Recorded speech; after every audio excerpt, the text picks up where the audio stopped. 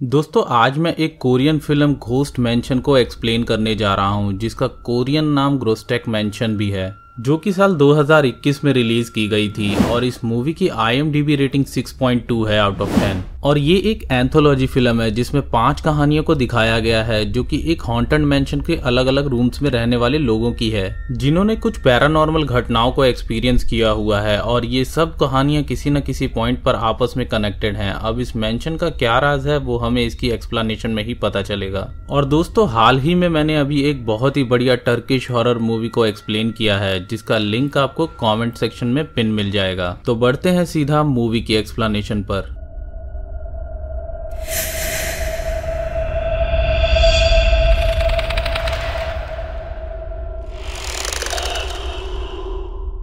Film की शुरुआत में हम किसी के वॉइस ओवर को सुनते हैं कि उसने इस मेंशन में आकर बहुत बड़ी गलती कर दी। और फिर हम वहां पर एक पड़े हुए रिकॉर्डर को देखते हैं, जिसके बाद हमें इस फिल्म की पहली कहानी को दिखाया जाता है, जिसका नाम ऑथर है। इस कहानी में हम एक लड़के को देखते हैं जिसका नाम जुंग जी वू होता है, जो कि एक मेंशन में आता है। वो एक हॉरर बुक राइटर है और उसने इस मेंशन के बारे में बहुत सारी अजीब अफवाहें सुनी हैं। इसीलिए वो यहाँ के एक एडमिनिस्ट्रेटर से मिलने आया हुआ होता है, ताकि वो इस मेंशन के बारे में कुछ सवाल उनसे पूछ सके। जिसके बाद वो उस मेंशन के अंदर एक कमरे में जाता है, जहां हम उसके पीछे किसी बच्चे को जाता हुआ देखते हैं, जो कि उसके मुड़ते ही गायब हो जाता है। और वहां का माहौल भी कुछ डरावना लगता है। जिसके बाद वो वहां के एडमिनिस्ट्रेटर से मिलता है, जो कि उसे इस घर की अजीब अफवाहों के बारे में बताते हैं कि कुछ समय पहले यहाँ पर कुछ अनाथ बच्चे रहते थे। तभी यहाँ पर एक दिन आग लग गई और सारे बड़े लोगों ने खुद को पहले बचाया और किसी ने उन बच्चों के बारे में नहीं सोचा, जिसके कारण सभी बच्चे उस आग में जलकर मारे गए। और तभी से ऐसी अफवाहें फैलने लगी और कुछ लोगों को तो वहां पर उन बच्चों की आवाजें भी सुनाई देती थी। जिसके बाद एडमिनिस्ट्रेटर जुंग जी वू को रूम नंबर 504 की कहानी सुनाना शुरू करता है, जिसमें हम एक आदमी को देख पाते हैं जो कि एक नॉवेलिस्ट था। और वो यहाँ पर अपने परिवार से दूर एक नॉवल लिखने के लिए आया हुआ था, जिसको एक ब्रोकर ने ये कमरा दिलाया था।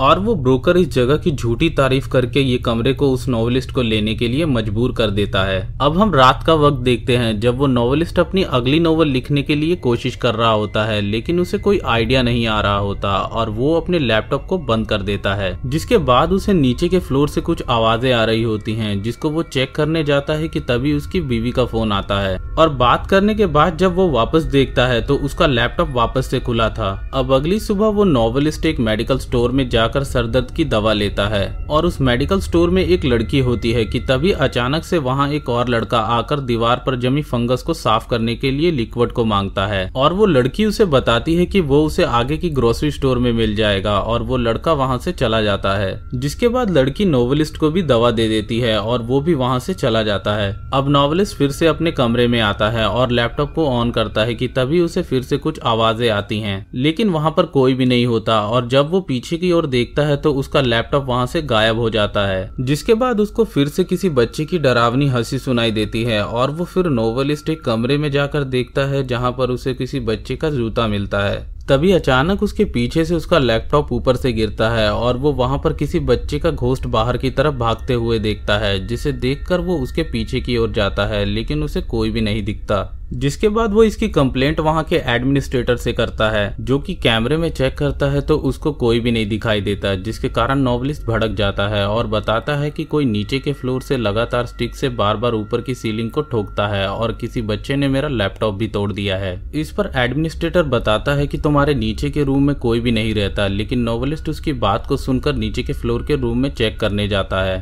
जहां खटखटाने पर भी कोई दरवाजा नहीं खोलता। और वो फिर पास की शेल्फ को खोलकर देखता है तो उसमें से कई सारे बच्चों के जूते मिलते हैं, जिनमें से किसी एक का जूता गायब था और वो जूता नॉवेलिस्ट के पास था और वो दूसरा जोड़ा भी उसे मिल जाता है। जिससे नॉवेलिस्ट को और भी गुस्सा आता है और वो जोर से दरवाजे को पीटने लगता है, लेकिन उसका कोई भी जवाब नहीं मिलता। जिसके बाद वो सारे जूते को एक पॉली बैग में भर कर कूड़े में फेंक देता है। अब उसी रात को जब वो नॉवेलिस्ट सो रहा होता है कि तभी उसके दरवाजे पर कोई खटखटाता है और वो फिर जब देखता है तो वहाँ पर कोई नहीं होता। जिसके बाद वो जब पीछे मुड़ता है तो उसको वहीं जूतों से भरा हुआ बैग उसके रूम में दिखाई देता है, जिसे देखकर वो नोवेलिस्ट काफी डर जाता है क्योंकि वो बैग उसी ने कूड़े में फेंका था। अब दोबारा से दरवाजे पर खटखटाने की आवाज आती है, जिसके बाद जब वो बाहर देखता है तो उसे 3 बच्चों की स्पिरिट्स दिखाई देती है जिनके चेहरे जले हुए थे, जिससे वो नोवेलिस्ट डर कर पीछे गिर जाता है जहाँ ढेर सारे बच्चों के जूते फैले होते हैं। और जब वो डरते हुए ऊपर देखता है तो उसे सारे बच्चे सीलिंग से उल्टा खड़े नजर आते हैं जिन सबके चेहरे जले होते हैं। जिसके बाद ये सीन यहीं पर कट हो जाता है और मूवी प्रेजेंट में आती है, जहाँ पर जिंगजू वू को अपनी असिस्टेंट के द्वारा पता चलता है कि उस मेंशन से आने के बाद वो नोवेलिस्ट अचानक 2 साल पहले ही गायब हो गया था, जिसका अभी तक कोई भी पता नहीं चला। इसके बाद हमें एक फार्मास्यूटिकल नाम की कहानी दिखाई जाती है, जिसमें जुंगजी वू फिर से मेंशन के एडमिनिस्ट्रेटर के पास जाकर नोवेलिस्ट के बारे में पूछता है, लेकिन एडमिनिस्ट्रेटर उसकी बात काटकर उसे एक लड़की की कहानी सुनाता है जो कि इसी मेंशन के 907 कमरे में रहती थी, लेकिन वो एक शादीशुदा आदमी से बहुत ज्यादा प्यार करती थी। जिसके बाद सीन कट होकर उस लड़की को दिखाया जाता है जिसका नाम चोई सुन होता है और वो जिससे प्यार करती थी उसका नाम हुजुन होता है। तभी चोई सुन को उसकी माँ का फोन आता है जो कि उसे हुजुन को छोड़ने की बात करती हैं क्योंकि वो शादीशुदा था।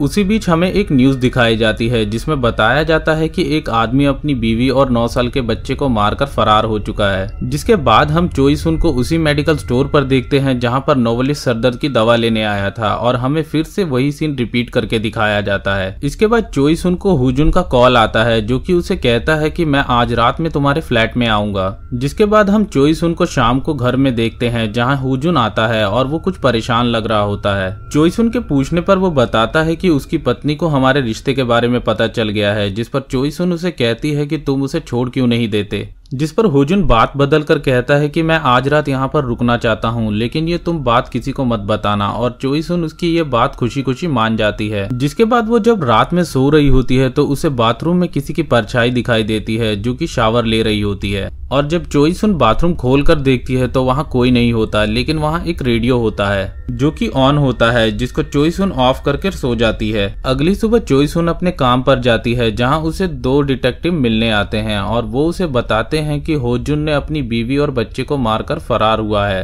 अगर उसे कुछ पता चले तो वो जरूर बताए। जिसके बाद चोई सुन तुरंत घर आती है और सब कुछ पैक करके होजुन के साथ भागने का प्लान बनाती है, लेकिन होजुन बाथरूम में शावर ले रहा होता है और बार बार एक ही बात को रिपीट करता है कि वो किसी को भी ना बताए कि वो यहाँ शावर ले रहा है। जिस बात को बार बार सुनकर चोई सुन गुस्सा हो जाती है। तभी उसके दरवाजे पर कोई आता है जो कि हुजुन ही होता है और वो हुजुन से कहती है कि अगर तुम यहाँ पर हो तो बाथरूम में कौन नहा रहा है। और हुजुन बाथरूम की तरफ बड़ी सावधानी से बढ़ता है और दरवाजे के पास अचानक रुक जाता है और कहता है कि मैंने तुमसे कहा था ना किसी को मत बताना कि मैं यहाँ शावर ले रहा हूँ, फिर तुमने क्यों बताया। और फिर अचानक से सब कुछ बदल जाता है और चोई सुन चारों तरफ देखती है तो उसे हर जगह खून दिखाई देता है और हुजुन एक क्रीपी सी हंसी हंसता है और ये कहानी भी यहीं पर खत्म हो जाती है। जिसके बाद अगली कहानी शुरू होती है जिसका नाम आ सेलर ऑफ गुड्स होता है और ये कहानी एक सेल्समैन ब्रोकर की होती है जो कि उसी मेंशन के रूम नंबर 708 में रहता है। और ये वही ब्रोकर होता है जिसने नोवेलिस्ट को रूम नंबर 504 दिलवाया था, जिससे हमें पता चलता है कि वो अपने काम में बहुत ही अच्छा था। आगे हम देखते हैं कि वो ब्रोकर अपने घर में एक बड़ी सी डॉल रखता है जिससे वो अकेले में बात भी करता है और साथ में ही खाना भी खाता है और उसको गिफ्ट में इयररिंग्स भी लाकर देता है। लेकिन हम देखते हैं कि उस डॉल की गर्दन टूटी हुई होती है जिसको वो सही करता है और कंपनी वालों को कॉल कर उसे ठीक करने के लिए भी कहता है। अब अचानक से उसे किचन सिंक से कुछ आवाज आती है तो वो नल चालू कर देता है तो सिंक में शायद पाइप ब्लॉक होने के कारण वहाँ पानी भर जाता है, जिसमें हाथ डालकर वो ब्रोकर देखने की कोशिश करता है, लेकिन गलती से उसको एक कट लग जाता है। जिसके बाद वो प्लम्बर को बुलवाता है तो उसको पता चलता है कि पाइप में किसी के बाल फंसे हुए थे जिसके कारण सिंक जाम हो गई थी। इसके बाद शाम को जब वो ऑफिस से आता है तो वो उस डॉल को रैप कर देता है क्योंकि कंपनी से कोई उसकी डॉल को बदलने के लिए आने वाला था। तभी फिर से उसकी सिंक में वही दिक्कत होती है और जब वो देखता है तो वो डॉल वहाँ से गायब थी। और फिर ब्रोकर डरते हुए सिंक की तरफ बढ़ता है और उसे एक हाथ दिखाई देता है जो कि नल को बंद कर देता है और सीन यहीं पर कट हो जाता है। अब अगले दिन ऑफिस में वो अपने जूनियर से पूछता है कि क्या किसी के घर में ब्लैक होल हो सकता है, जिस पर उसका जूनियर हंसते हुए कहता है कि कि आप जिस मेंशन में रहते हो उसमें जरूर हो सकता है। हालांकि ये उसने मजाक किया होता है, जिसके बाद वो बताता है कि उस मेंशन में जो भी रहने जाता है वो या तो मर जाता है या तो गायब हो जाता है, क्योंकि वो घर एक चर्च की जमीन पर बना हुआ है और उस चर्च के फॉलोअर्स ने उस जगह को कर्ज दिया और अपने लीडर को भी वहीं कहीं दफना दिया। और शायद आप भी ये बात पहले से जानते हो, फिर भी आपने उस नोवेलिस्ट को वहाँ कमरा दिलवाया, जिस पर ब्रोकर चिल्लाते हुए कहता है कि मैंने बस अपना काम किया और कुछ नहीं। जिसके बाद फिर से रात का समय दिखाया जाता है और अपनी पुरानी डॉल को खोने के बाद ब्रोकर उसी जैसी दूसरी डॉल को लेकर आ गया था, जिससे वो उसी तरह बातें करता है। तभी फिर से सिंक से आवाज आती है तो वो उस तरफ देखता है और आवाज बंद हो जाती है। जब वो अपनी डॉल को देखता है तो वो भी सिंक की तरफ देख रही होती है। जिसके बाद दोबारा वो आवाज आने पर वो धीरे से सिंक की तरफ जाता है, जहाँ पर उसे वही पुरानी डॉल रैप में दिखाई देती है और नई वाली गिरकर अपने आप टूट जाती है।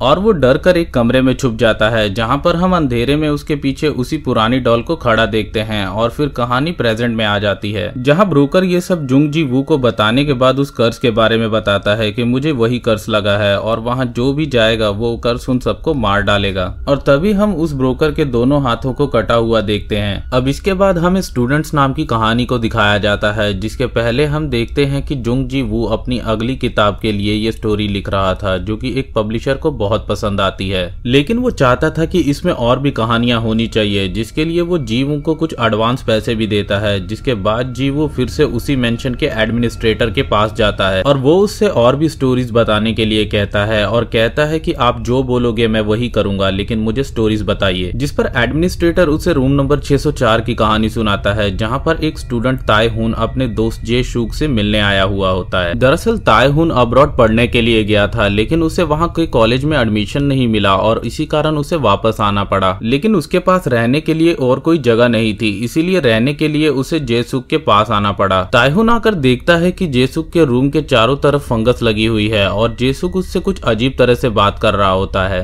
जिसके बाद रात को वो लोग सो जाते हैं। सुबह के वक्त जब जेसुक घर की सफाई कर रहा होता है तो वो ताइहुन को कुछ फ्रिज से निकाल कर खाने के लिए कहता है और ताइहुन ऐसा ही करता है। लेकिन वो फ्रिज में देखता है तो सारा खाना सड़ा हुआ था और फिर जेसुक के जाने के बाद वो वहाँ की सफाई में लग जाता है। और फिर हम ताइहुन को देखते हैं जो कि मेडिकल शॉप पर जाकर चोइसुन से फंगस को साफ करने के लिए लिक्विड मांग रहा होता है। जिसके बाद वो लिक्विड उसे चोइसुन की बताई हुई दुकान पर मिल जाता है और वो पूरे घर की सफाई कर देता है। वो जब दूसरे कमरे में जाकर देखता है तो वहाँ पर जेसुक के माता पिता की तस्वीर होती है और वहाँ पर बहुत ही ज्यादा फंगस और गंदी स्मेल होती है, जिसको ताइहुन किसी तरह से साफ कर देता है। लेकिन जब जेसुक आकर देखता है तो वो सब कुछ साफ देखकर गुस्सा हो जाता है। फिर गुस्से में वो वहाँ से बाहर चला जाता है। जिसके बाद ताइहुन वहाँ रात अकेले ही सोता है और अगली सुबह वो एक दूसरे दोस्त से बात करता है और उससे तैयार होकर मिलने के लिए निकल पड़ता है। लेकिन तभी वो देखता है कि जमीन और बाकी जगह पर बहुत सारे फंगस लगे हुए थे, खास करके जेसुक के पेरेंट्स की फोटो वाले कमरे में। तभी वहाँ जेसुक आता है जिसने अपना चेहरा हाथ से छिपाया हुआ था। फिर जेसुक वैसे ही ताइहुन से अपने बर्ताव के लिए माफी मांगता है और जब वो अपने चेहरे से हाथ हटाता है तो उसका चेहरा पूरी तरह से खराब हो चुका था और हाथ हटाते ही वो कहता है कि मेरे पेरेंट्स नहीं चाहते थे कि तुम यहाँ से जाओ। जिसे देखकर ताइहुन पीछे की ओर जाता है और तभी जेसुक के पेरेंट की तस्वीर के पीछे से एक हाथ निकलता है और वो उसे पकड़ लेता है और जेसुक अंदर कमरे में जाकर वो दरवाजा बंद कर देता है और इसी के साथ ये कहानी भी यहीं पर खत्म हो जाती है। जिसके बाद जुंग जी वू एडमिनिस्ट्रेटर से इन सब घटनाओं के पीछे की वजह पूछता है, जिस पर एडमिनिस्ट्रेटर उसे चाबी पकड़ाते हुए कहते हैं कि जाओ देखो और खुद ही पता कर लो। और यहाँ इस मूवी की आखिरी कहानी द एडमिनिस्ट्रेटर शुरू होती है और हम जान पाते हैं कि ये चाबी रूम नंबर 1504 की है, जहाँ जाने के लिए जीवू लिफ्ट में जाता है, जहाँ पर एक आदमी दूसरी तरफ मुंह किए हुए खड़ा हुआ था और लिफ्ट बीच बीच में बहुत ही ज्यादा अटक रही थी और जीवू उस आदमी से भी बहुत ज्यादा डर रहा था। तभी किसी तरह लिफ्ट खुलती है और जीवू उस आदमी को हमला करने से पहले वहाँ से निकल जाता है, जहाँ हम उस आदमी को अजीब तरह से हंसते हुए देखते हैं। जिसके बाद वो आदमी जीवू को आगे के फ्लोर में मिलता है, जो कि उसे मारने के लिए दौड़ता है। जिससे बचने के लिए जीवू एक कपबोर्ड में छुप जाता है, लेकिन वो आदमी उसे वहाँ भी ढूंढ लेता है। लेकिन जीवू की आंखें बंद करते ही वो आदमी अचानक से गायब हो जाता है। अब जीवू रूम नंबर 1504 में जाता है, जहाँ पर कई सारे स्पेल्स लगे हुए थे कि तभी उसे वहाँ पर एक कैसेट पड़ा मिलता है, जिसे वो लगाकर सुनने लगता है और हम उसमें एडमिनिस्ट्रेटर की आवाज को सुनते हैं, जो कि बताता है कि इस जगह पर चर्च फॉलोवर ने अपने हेड की बॉडी को इस कमरे में प्रिजर्व करके रखा हुआ था, ताकि इस मेंशन को कर्स किया जा सके, जिससे इस कमरे को स्पेल से से लॉक करके हमेशा के लिए बंद कर दिया गया था और सब कुछ फिर से ठीक हो गया था। लेकिन मेरी एक गलती की वजह से ये जगह फिर से कर्स्ड हो गई है और वो बताता है कि मैं कोई एडमिनिस्ट्रेटर नहीं हूँ। और फिर हम एक फ्लैशबैक के जरिए एडमिनिस्ट्रेटर की स्टोरी को देखते हैं, जो कि रूम नंबर 1504 में अपने पार्टनर के साथ किसी सेफ को लूटने आया था, जो कि उस कल्ट के लोगों ने अपनी हेड की मम्मी के साथ भर कर रखा था। जिसके बाद ये लोग उस कमरे को तोड़कर उसमें घुसते हैं, जहां पर एडमिनिस्ट्रेटर के पार्टनर को सामने की अलमारी में किसी के बाल दिखाई देते हैं और वो डर जाता है। एडमिनिस्ट्रेटर उस कपबोर्ड को देखकर समझ जाता है कि सारी दौलत इसी में होगी, लेकिन वो कपबोर्ड लॉक होता है, जिसकी चाबी अब एडमिनिस्ट्रेटर को पीछे के कमरे में एक मम्मी के मुंह के अंदर मिलती है, जो कि एक कल्ट की हेड मम्मी थी। और फिर वो उस चाबी को लेकर उस कपबोर्ड को खोल देते हैं और उसमें से उन्हें बहुत सारे नोट मिलते हैं, जिन्हें वो बैग में भरने लगते हैं कि तभी उसका पार्टनर पीछे देखता है तो वो मम्मी अपनी जगह से गायब थी। और फिर एडमिनिस्ट्रेटर भी गायब हो जाता है और वो फिर भी पैसे भरना शुरू करता है, जिसके बाद उसके पार्टनर को वहाँ पर वही मम्मी सामने दिखाई देती है और वो किसी तरह से वहाँ से अपनी जान बचाकर भागते हुए अपनी कार में जाता है, जहाँ उसे चाबी नहीं मिल रही होती है कि तभी वहाँ पर अचानक एडमिनिस्ट्रेटर आ जाता है और वो कार के अंदर आकर बैठता है और वो कहता है कि जानते हो कि मैंने कपबोर्ड के अंदर क्या देखा। तो उसका पार्टनर उससे पूछता है कि तुमने क्या देखा, जिस पर एडमिनिस्ट्रेटर मम्मी में बदल जाता है और उस पर हमला कर देता है और हमें सिर्फ चीखें सुनाई देती हैं। अगले ही पल ये कहानी खत्म होते ही टेप बंद हो जाती है, लेकिन जीवू को भी वो मम्मी वहीं पर खड़ी हुई दिखाई देती है, जिससे डर कर वो उसी कपबोर्ड में छुप जाता है कि तभी वहाँ पर एडमिनिस्ट्रेटर आता है और कहता है कि जीवू मैं तुम्हें हमेशा मिस करूंगा। और फिर एडमिनिस्ट्रेटर का चेहरा जीवू में बदल जाता है और कपबोर्ड अपने आप लॉक हो जाता है, जिसमें असली जुंग जीवू तड़प कर मर जाता है और हम समझ पाते हैं कि वो मम्मी ही सब लोगों का रूप लेकर उस मेंशन को कर्ज करके वहां